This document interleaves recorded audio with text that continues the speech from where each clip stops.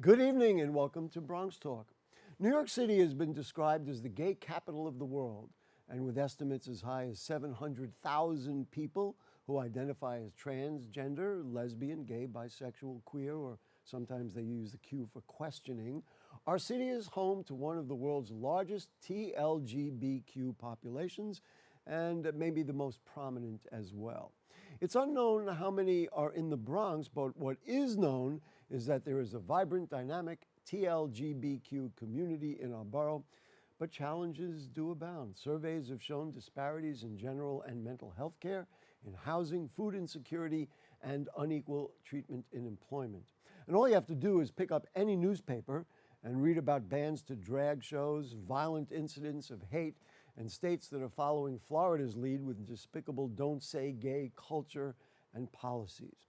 But there is light at the end of the tunnel, and that is with the emergence of Destination Tomorrow as the leading Bronx advocacy organization, and also with SLAY, a concept that looks to eradicate HIV. Tonight we're going to examine TLGBQ in the Bronx from a number of angles. So on Skype, please join me in welcoming the founder and executive director of Destination Tomorrow. It is Sean Coleman. Sean, nice to have you with us. We got you there on Skype. Nice to see you. Hey, how are you? Sean Ebony Coleman here, and my apologies for not being able to be on site with you. Still feeling a bit under the weather, but would not miss this discussion for the world. Well, we know that you will eventually be over the weather, and you'll be feeling fine soon enough, but we're thrilled to have you. And also the executive director, founder, and president of AHF Pharmacy Specialists, and the spokesperson for the HIV Stops With Me 2023 campaign, my buddy Jomil Luna. Nice to see you, Jomil. Thank you, Gary. Thank you for having me. We're going to start with you, Sean Coleman. Now, I was very careful to do TLGBQ because I've been advised by many that this is like the new thing. So explain to me why we're doing, instead of LGBTQ, which we've had in our vernacular for generations, why we're now doing TLGBQ. Well, we're trying to popularize TLGBTQ, right? Because we want to prioritize the trans community. When you see all of these anti-trans legislations and all of the hate that's coming towards the community, I feel like, and many others feel like, it is time for us to prioritize the needs of that community, of our community. So if you started with the TLGBT, we're the first letter up. Let's have serious, nuanced discussions around what the community actually needs.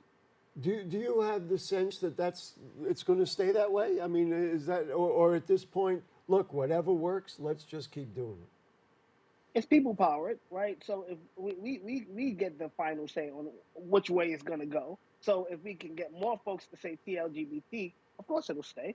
But I don't want it to just stay in a trend and we don't know why we're doing it that way. I want folks to really have discussions of the importance of putting the trans community first. Now, when we have discussions around disparities in health and the anti-trans legislations that's happening and the reasons that these things are happening, I think it starts the discussion by putting the T first. And you at Destination Tomorrow are in the center of all these discussions. I noticed on your website this video, which we're going to show right now. It's about a minute long, but I thought it just expresses visually what you've been talking about. So let's cue up the magic box and take a quick look. There was many times where I didn't feel like I had power. My choir director at church, she always made everything feel so welcoming, and she empowered a lot of grace and poise in me to be able to move forward through any triumphs and tribulations. She let me know it was okay to stand out and be yourself, so she was very inspirational for me growing up. It had a powerful impact on me to be who I am today, to be able to be bold and to be able to stand forward. Destination Tomorrow is making a difference, and it's not only helping individuals, but it also will remind you where you come from when you needed help and to help somebody else on their journey. It's just been amazing to be out there helping to empower others in the world.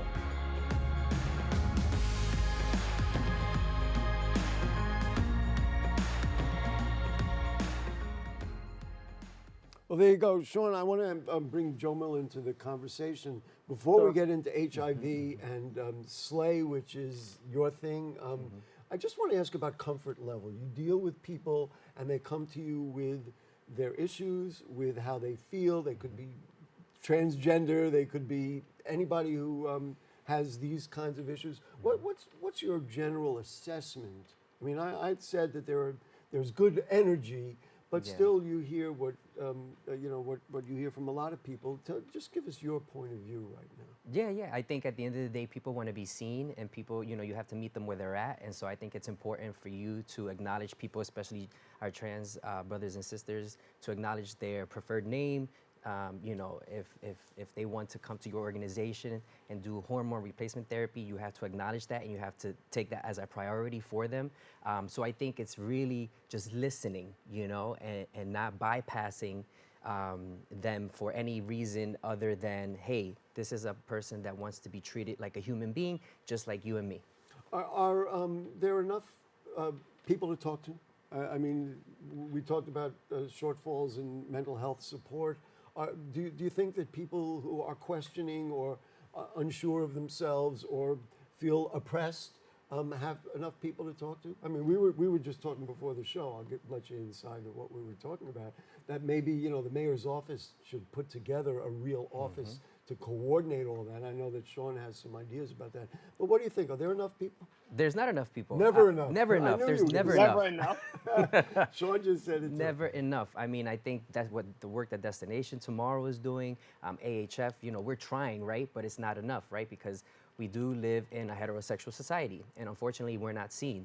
So when it comes to, the trans community especially, that's why we have to put that T at the front of the acronym so that they are first and foremost acknowledged and their needs are met. Sean, let's just get a general assessment from you. What advancements have there been in the last couple of years? Have we gone backwards? I mean, where are we at? How do you assess where goodness, I want to get it right, the TLGBQ, I'm going to get it right, and I'm going to take my time like everybody else should. The TLGBQ community. Talk about the good and the bad. What's happening now that you like, that are good advancements, and then what are things that we all still need to work on? We've made huge advancements in sports, in politics, in theater, and in every venue, in every genre, you see TLGBT folks, right? You have Angelica Ross being the first black trans person to star in a leading role on Broadway. We've made major advancements. And I think that's the reason we see a lot of the backlash, right? Because for some folks, we've become too visible. We're getting too much. Folks are giving us too many things. Not that we've earned it and not that we've worked towards it, but folks are giving us we things. lost his audio there for a second, so we'll get back to Sean in a second. Let's just begin the dialogue now about HIV, and we'll get back to Sean in a moment. Why have you? Maybe we should show the poster. Can we show the poster first? We've been hiding this big secret. Jomil is now on Fordham Road, larger than life. He is larger than life anyway, if you know him. And he is a spokesmodel for SLAY. And the whole idea is to eradicate HIV. That's right. Why did you start with this? Because this is not the first day and first year that you've been involved. No, not at all. So I've dedicated pretty much my whole career to working with HIV, to eradicate this disease. I myself have been HIV positive for 17 years, going on 18, and it hasn't always been easy for me. So I know firsthand what it is to feel stigma, to feel shame, to not be able to talk about it, to feel that I am othered, to feel that I'm alone. And so I can only imagine what people around the world, people in the United States are feeling. And since I work with patients one-on-one, I've seen firsthand also the stories of them coming to me saying, oh my gosh, what is my partner gonna think? What is my family gonna think? And there's no way I can have this medication in my home, so I'm not gonna take it. And these are the extremes. And you hear that all the time. I hear that all the time. You mentioned that it was difficult for you at times. What is difficult? I mean, being ill or having a virus is difficult at any time, but what in particular? Believe it or not, The hardest part about being HIV positive is not necessarily the management of it, because it's, you know, we've come to a point in history where we're down to one pill regimens. Now we have injectables. But the hardest part is the mental health part. It's the discrimination. Really? It's See, I was thinking that Yeah. it was going to be some other health thing, but you're saying it's here. Yep, it's all in the head. It's you know, not all in the head, in your head. It's real. It's the real fact that basically you will be discriminated against. People don't understand. They're fearful. There's still this myth that you can get it by sharing utensils. You know, that's totally false, right? We've come so far in terms of yeah, like I said, the one pill regimens, you know, linking people to care and keeping them undetectable. And so now there's this new concept called U equals U, undetectable equals untransmittable, which is really important because just like you and me, Gary, I won't transmit the virus to anyone. So, you know, my partner can be HIV negative and I won't transmit it to them. I think the information is one of the biggest things. Let's just put up some numbers. We'll get back to Sean in a moment. Let's just put up some numbers. And again, I was mentioning to you, I was disappointed because the numbers don't appear to be updated generally.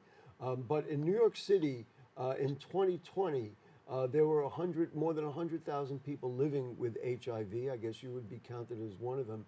And in that year alone, 1,402 people in New York City were diagnosed. And then in the Bronx, which has the highest rates of HIV, as I understand, in 2020, there were 27,000 and newly diagnosed 338.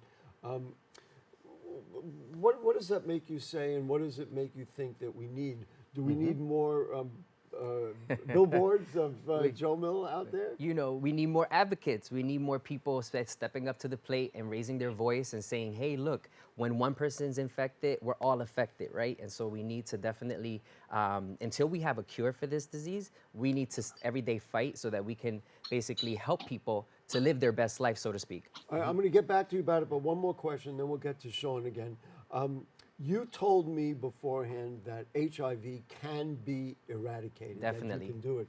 What is the process that's going to take us from A to B to C to D and then Z and we're done? Yeah, I definitely believe that for the first time in history, we have all the tools on the table to eradicate this disease. That means linking people to care, making sure they're undetectable by them taking their medications, making sure that they have the resources, you know, to make sure that they stay in care, right? So housing, transportation, you know, a plethora of things that they would need.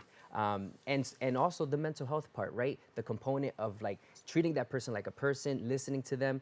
You know, if a medical provider is only there to just prescribe, that's not really addressing all the needs of that patient, you know? So that's why organizations like Destination Tomorrow and AHF and the Slay campaign, we address the whole person, right? So that this person can live the best life they can live. And people who are watching now say, you know what? I've always wanted to talk to somebody like Jomil. They can get to you through the HIV Stops With Me campaign? Definitely. So Go ahead. HIVstopswithme.org. You can also reach me at ahf.org. So either way, and I'll also leave my information at the end. Yeah, well, we've been rolling it on the screen good. through. All right, Sean, let's get back to you because I asked you kind of an important question and we kind of got interrupted. We're sorry about that. So you said you were hopeful about some things that were good that were happening. Talk a little bit about what you're excited about, and then we'll also look at some of the challenges. I'm excited about the progress that we've made so far. Jomel said a little earlier, representation matters, right? Visibility matters. So to see so many out trans and gender non-conforming folks and lesbian, gay, and bisexual folks just out and living their best authentic life, I think it speaks volumes, but it also contributes to the state we're in now, right? The reason that we're under attack is because people believe we're accomplishing too much or we're being giving too much. So this is why. Wait! I'm not going to let that pass. Who says that? Oh, they think you've been given too much. Are you on Twitter? Are you on Twitter or yeah, I try to stay away from. Sites? Yeah, I guess maybe I'm naive about it. They believe that we receive too much money, which is not a fact. They believe that we have too many specialized programs, which is in some cases a fact, but these are specialized programs that are needed.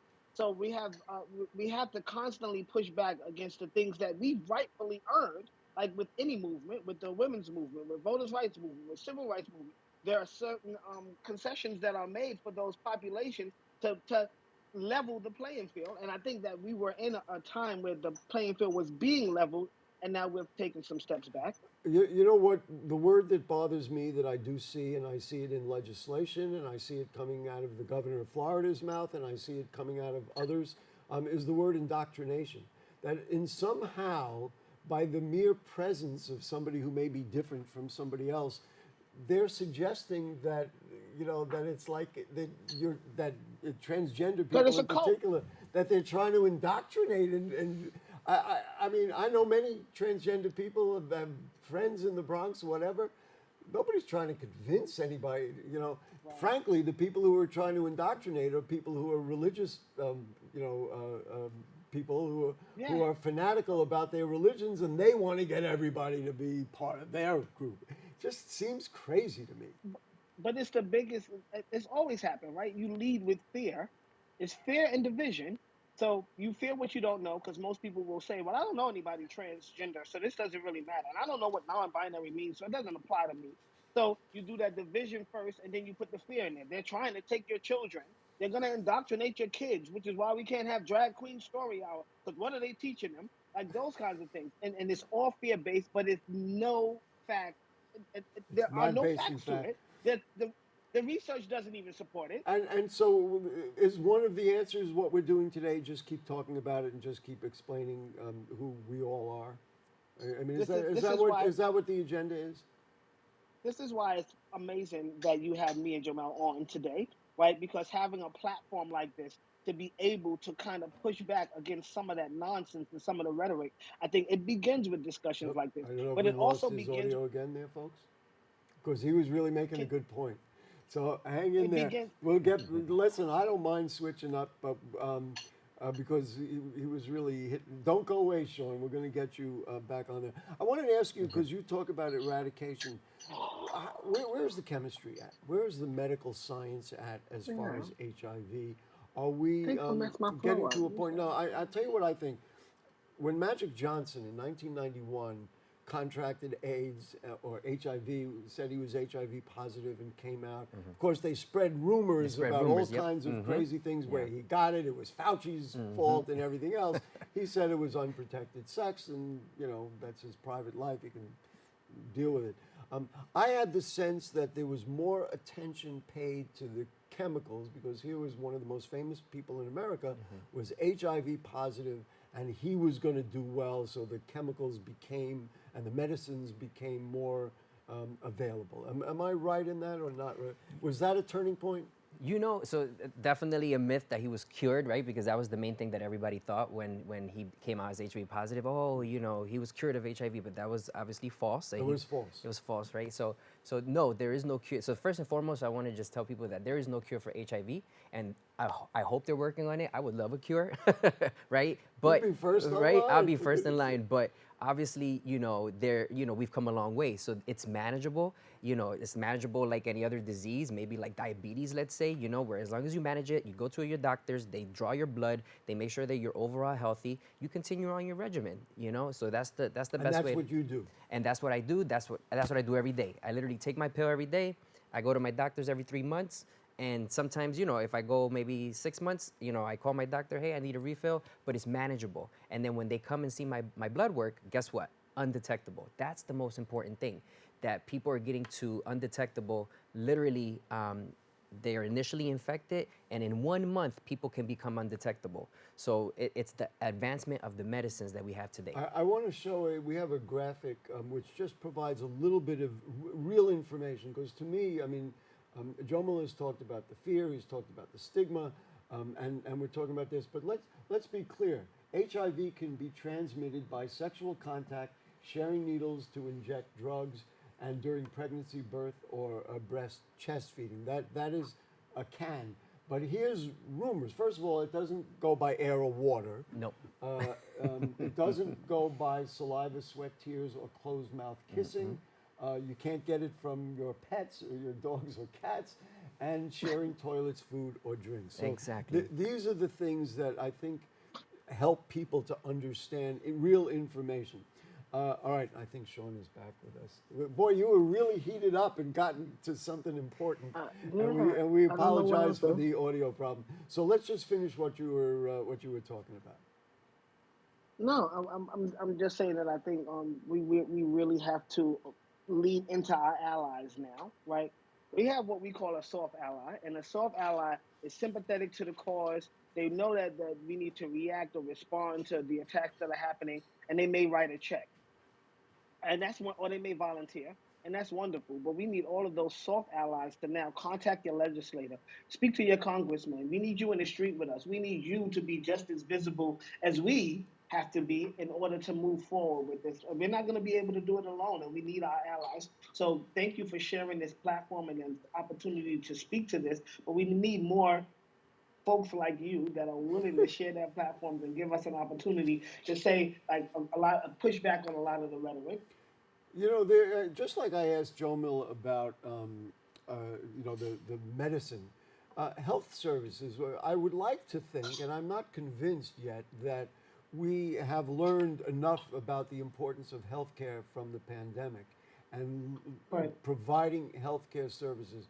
What are the kinds of disparities that you are aware of that really could be addressed literally from the top at the directors of hospitals all the way down to the treatment centers that are throughout the borough?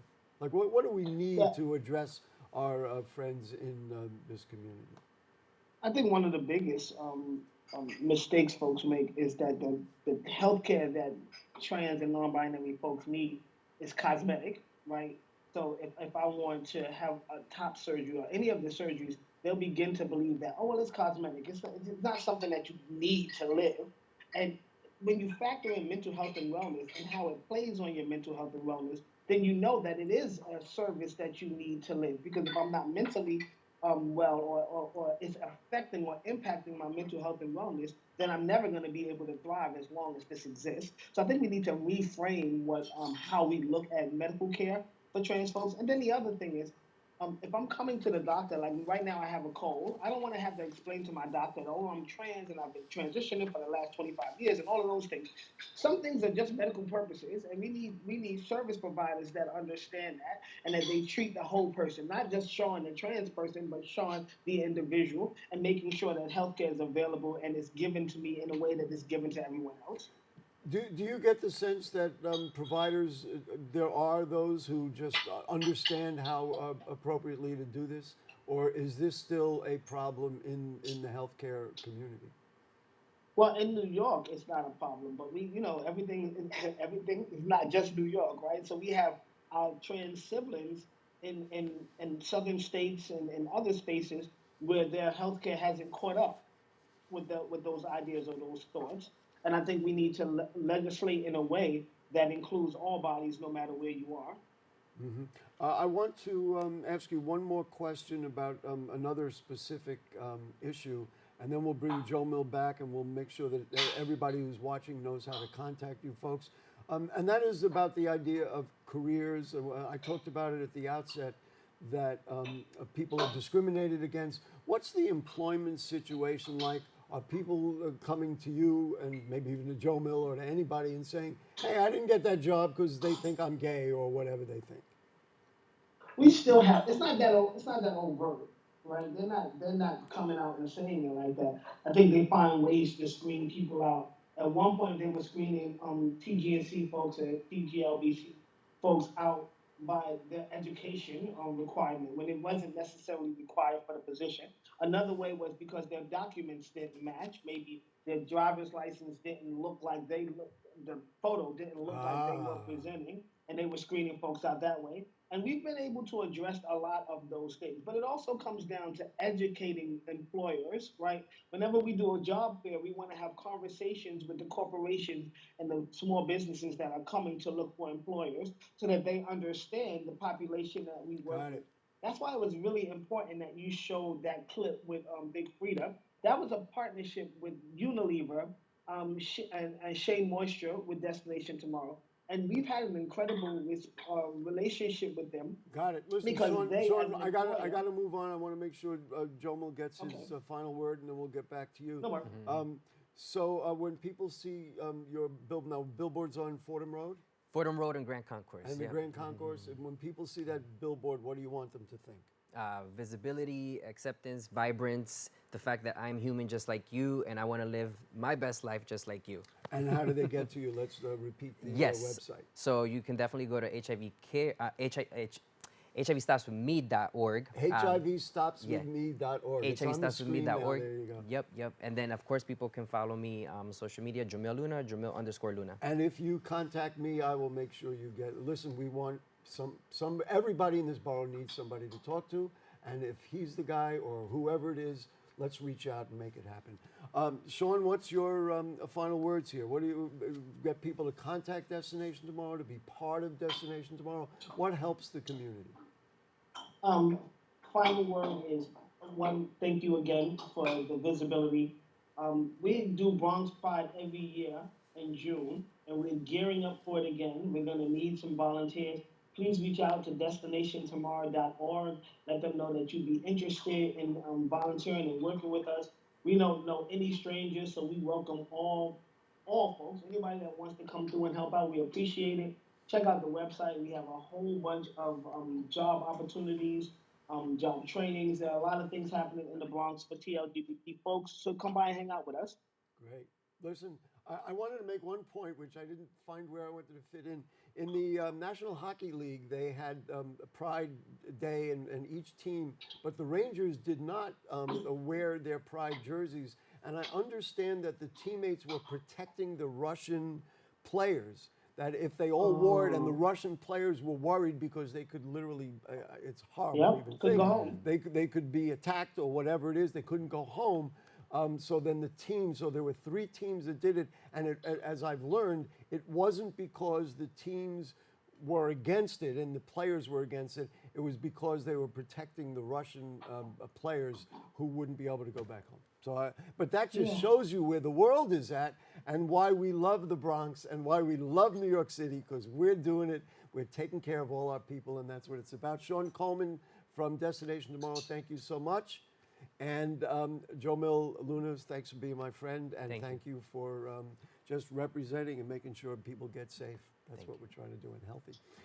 We also, of course, will thank our producer, Rebecca Hemick, our director today, Joe Boonchen, the cast of thousands around us in the studio who work with us. And next week, we'll be back. We'll see you then. Good night.